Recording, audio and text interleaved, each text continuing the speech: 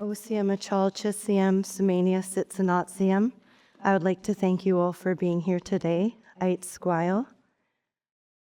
As we're gathered here today, I would like to acknowledge that there are numerous human rights violations, oppression, genocide, and inhumane treatment running rampant around the world. I would like to offer my gratitude and thanks to those who have fought for civil liberties and the natural environment, for without them, I do not believe I would be standing here before you today. Our air, water, and sky have become heavily impacted by colonization through industrialization, pollution, and overconsumption. But I have a dream for a brighter future and a better way of life. Skelkelosen, to dream. Skelkelosen, may we all find the courage to dream. Dreaming is a huge part of Indigenous culture, and it allows us to look at different pathways forward into the future. But before we move into the future, we must also understand our collective past. So I'm going to share some historical events with you today that have helped form my worldview. I am from Semiahmoo First Nation. Both my mother and my grandmother are here this evening. My grandmother's name is Skelkelosen. My mother's Leah Charles, and I'm really grateful to you both for being here, and Papa Alex and Papa Rob. My grandmother, although being born here, didn't become a Canadian citizen until she was 8 years old. She's older than the city of White Rock, and yes, I have her permission to share that with you here today. Semiahmoo is a beautiful estuary located at the bottom of the hill near the Peace Arch border crossing. We are a transboundary nation with village sites on both sides of the border, both the US and Canadian side. 90% of our population was wiped out at contact due to smallpox and disease. And I'm going to share a few things with you that you might not read in textbooks or be able to find on the internet that have been passed down through oral history. Semiahmoo had a reef net fishery sites up and down the coast, and we managed those sites with approximately 300 canoes. Upon initial contact, we traded directly with the British Crown, providing them with an abundance of salmon. One of the stories that I don't think is heard is that in about 1855, we come from what is known as the Lakhtamish people, the survivors of the Great Flood. And our traditional territory stretches from the southern parts of Puget Sound to the southern tip of Vancouver Island and the lower Fraser Basin. And our relatives were confronted by the US military in about 1855 in what is known as today as Lopez Island. And they held a mass execution there of their elders. Elders are one of our most valuable, precious knowledge keepers. And they executed these elders in front of their family members. And they did this so that they would instill fear in the Lummi people and force them to relocation onto reservations. So they moved them onto what is called the Lummi Indian Reservation in Bellingham, Washington. And it wasn't too long after that the Semiahmoo people came home to their village site, which many of you know as Semiahmoo Resort, just south of the border. And when we arrived home from our seasonal gathering, there were 75 US armed officers in our home. And the Canadian military were days away in Victoria, so we cut the 49th parallel. Around that same time, the Secwepemc people had caught word of the Canadian military holding military demonstrations in Victoria. So they sent down a delegation of leaders to explore what was going on. And what they witnessed was quite shocking to them. They seen the senseless destruction of forest being shot down by weaponry and the killing of whales.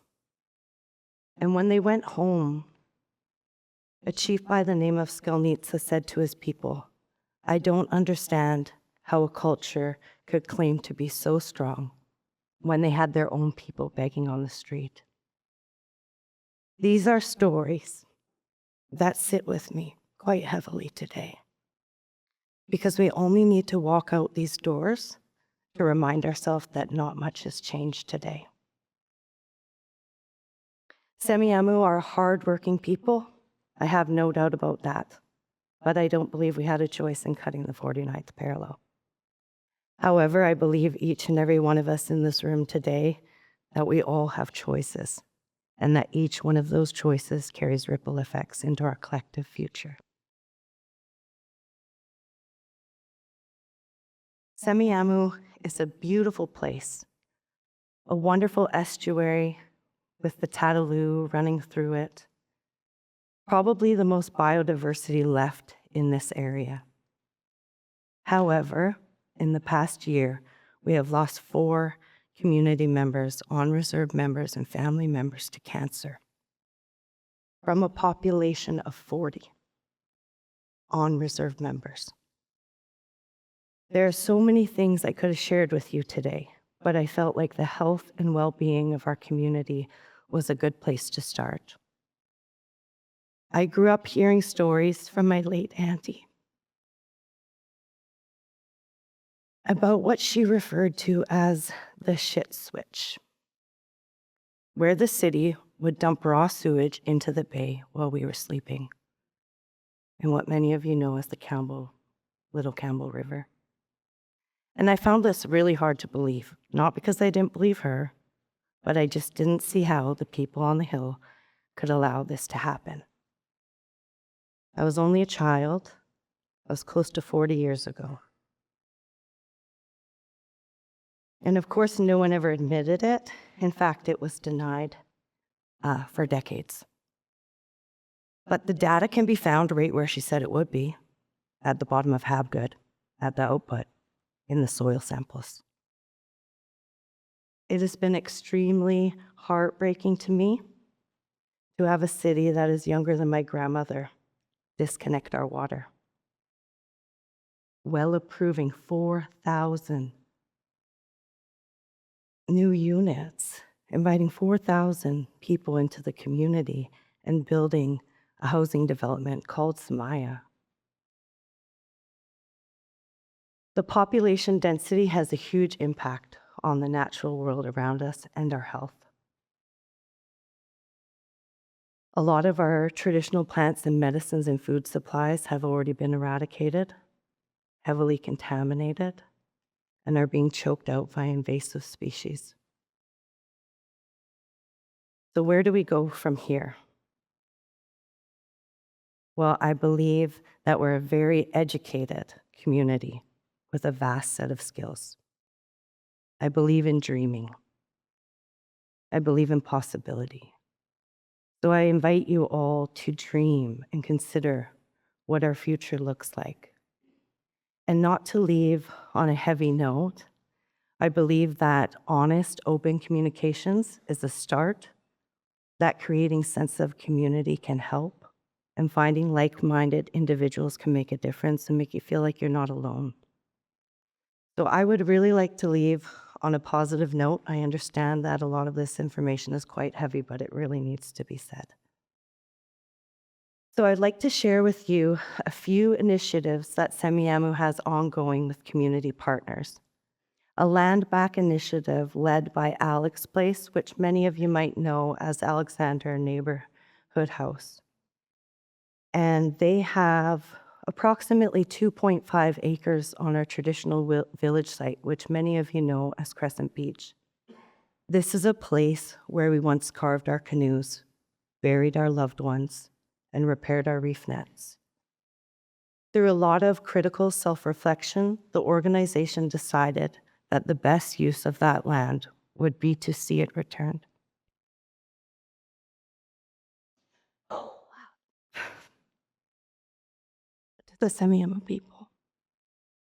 I get emotional about it still today, even though I worked on it for 2 years before the ceremony, because I never witnessed anything like this.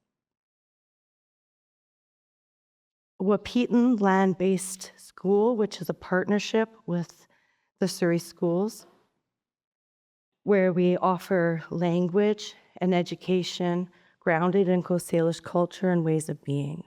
We work with 100 families, and the faculty and staff families of Surrey Schools and Wahpeton are really committed to reconciliation. They're becoming knowledge keepers, stewards, environmental monitors, and I hope some of the best city planners that we've ever seen. Arosha is a Christian organization who focuses on sustainable agriculture and local education on ecology. And they have been running an initiative for Semiahmoo, which provides Semiahmoo with healthy foods that are grown on the territory in a sustainable way. We have monthly dinners with them to build relationship and allow our community members to reconnect to their traditional sites along their territory. Arosha is also part of something that we have as the Shared Water Alliance, which monitors the bay in Semiahmoo, with the hopes that we will see that bay remediated to the point that we can harvest our traditional foods.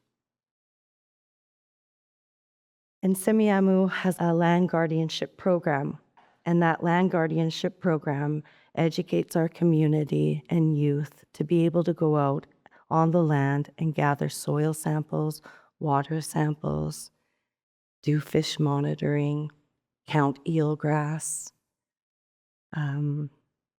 take contamination samples of the clams. And I'm not sure if many people in this room understand the importance of eelgrass. Eelgrass can be used to filter the water and clean the water.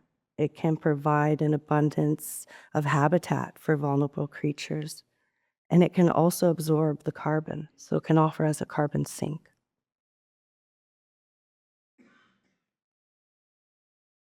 I'm really grateful for your time here today. TEDxWhite.